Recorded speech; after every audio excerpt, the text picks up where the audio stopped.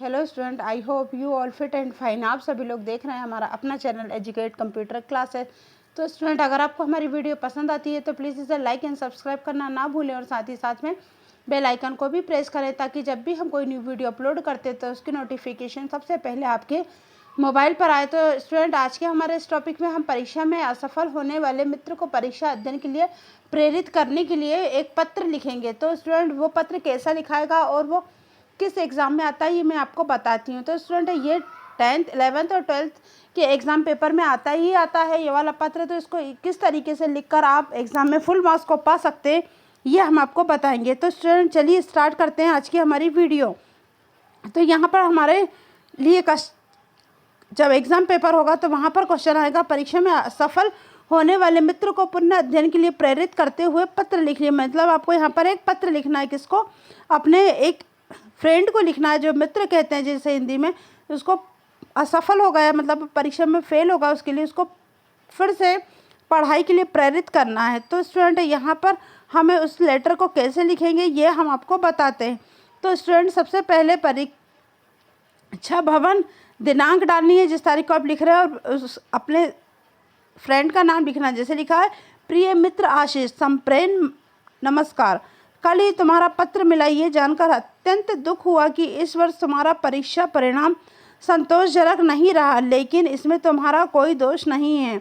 तुम 3 माह तक बीमार रहे। हमें इस बात में भी संतोष है कि ईश्वर की कृपा से तुम स्वस्थ हो गए हो। स्वास्थ्य सर्व प्रमुख है, क्योंकि यदि तुम स्वस्थ रहोगे तो इस वर्ष कठोर परिश्रम करके बहुत अच्छे अंक प्राप्त कर उत्तीर्ण हो सकते हो। आज के युग में द्वितीय श्रेणी में उत्तीर्ण होने से ज़्यादा अच्छा है अनुत्तीर्ण हो जाना।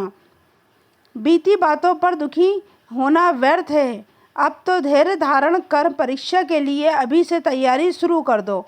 दृढ़ संकल्प, निरंतर प्रयत्न और साहस द्वारा संसार में कोई भी वस्तु अपर्याय नहीं रह जाती। कभी न गिरना गौरव नहीं है, गौरव तो गिरकर उठने में है।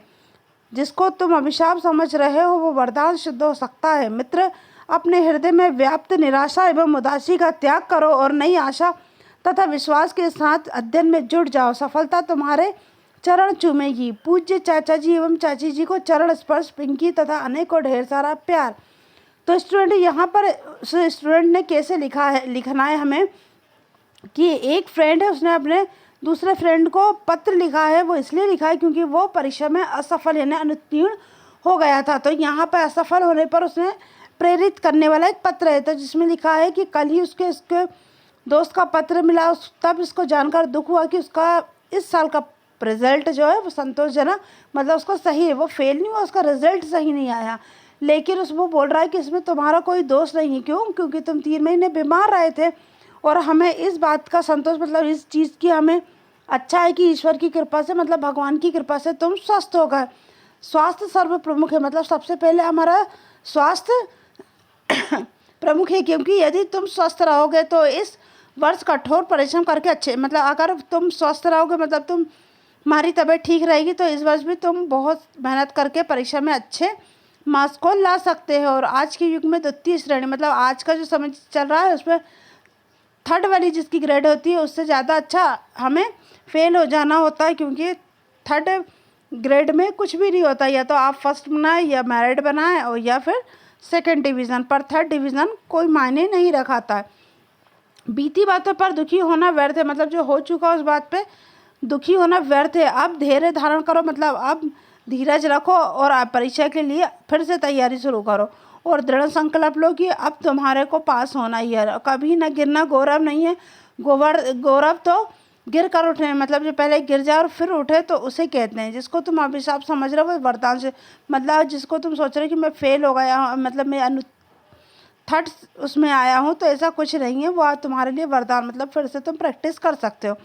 मित्र, अपने हृदय में व्यापक निराशा उदासी का त्याग करो, मतलब जो अगर मन में तुम्हारे उदासी और निराशा, उस चीज़ को छोड़ो और अब नई एक आशा के साथ और एक उम्मीद के साथ फिर से तुम पढ़ाई में जुट जाओ। जिससे क्या होगा, सफलता तुम्हारे कदम चूमेगी। मतलब जब तुम फिर से अच्छे से पढ़ाई करोगे तो तुम पास हो जाओगे। और फिर इसमें लास्ट में उन्होंने रिस्पेक्टफुली लिखा, पूज्य चाचा जी एवं चाची जी को चरण स्पर्श, मतलब जो उनके फ्रेंड है उनके मम्मी पापा को चरण स्पर्श दिया, तथा पिंकी तथा अनय को ढेर सारा प्यार। फिर उसके बाद नीचे में तुम्हारा मित्र काका का इसलिए लिखा है कि यहाँ पर आप अपना नाम को लिख सकते हैं।